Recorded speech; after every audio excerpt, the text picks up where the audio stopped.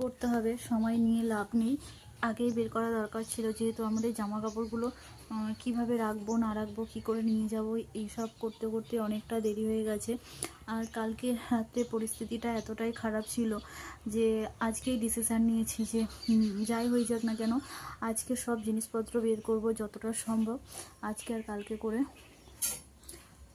তো আমরা বলেইছিলাম যে আমরা সব জিনিসপত্র নিয়ে বেরিয়ে যাচ্ছি। কেন যাচ্ছি, কিসের জন্য যাচ্ছি, সেটা অবশ্যই তোমাদেরকে পরে বলবো, অবশ্যই বলবো, কিন্তু এখন বলার মতন সময় নেই। তো যখন সময় আসবে বলবো, কিন্তু বলবো। তো দেখো এখানে হচ্ছে যে আমাদের ভ্যান নিয়ে এসো, ভ্যানে করে খাটগুলো নিয়ে যাবে। আর আজকে ওয়েদারটা একদম ভালো নয়, বৃষ্টি হচ্ছে, ঝড় বৃষ্টি হওয়ার কথা হচ্ছে, তার মধ্যেই আমাদের এগুলো বের করতে হচ্ছে, কিছু করার নেই। কিছুটা হচ্ছে যে জামা কাপড় রেখে দিয়ে এসেছি, পুরো আলমারি তো বললাম খালি করে ফেলেছি, আর এইটুকু আছে, এগুলো বের করব। আর এটাকেও বের করতে হবে, এটাকেও নিয়ে যাব।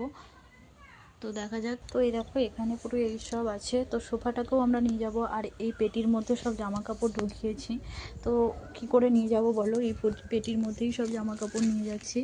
তো এখানে সব করে এটাকে এবারে করবো। আর বাইরে ওয়েদার প্রচুর খারাপ, বৃষ্টি হচ্ছে, তো তোমাদেরকে দেখাচ্ছি।